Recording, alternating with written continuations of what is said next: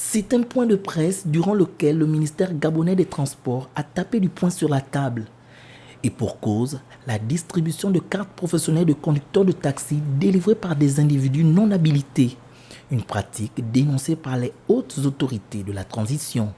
Ces personnes qui ont délivré ces cartes disposent-ils d'une délégation de service public? Disposent-ils d'une convention de concession? Disposent-ils d'un droit de délivrer des cartes à des individus? Ont-ils un droit de procéder à la collecte, au recensement des individus pour promettre d'ailleurs à ces individus qu'ils sont prêts à faire en sorte que ces derniers obtiennent des cartes professionnelles de conducteurs de taxi?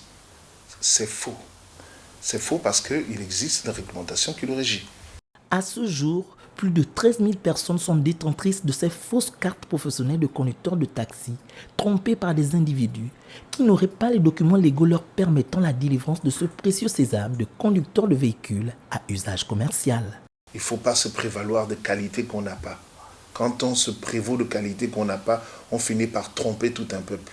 C'est quand même regrettable que 13 000 Gabonais soient inscrits chez ce monsieur. Nous avons vu, il a présenté un document qui était un document d'engagement, mais qu'il nous l'amène pour qu'on sache quelles sont les clauses qui sont à l'intérieur, quels sont les éléments contractuels qu'il a vis-à-vis de ceux qui ont signé ce document. Nous n'en savons absolument rien. L'inspection générale du ministère des Transports va procéder les jours à venir à la convocation des personnes concernées pour répondre à un certain nombre de questions afin de prendre les mesures qui s'imposent. Une situation qui met à mal le ministère des Transports qui procède actuellement au traitement des 1000 dossiers recensés récemment suite au communiqué portant sur le recrutement des conducteurs d'engins lourds.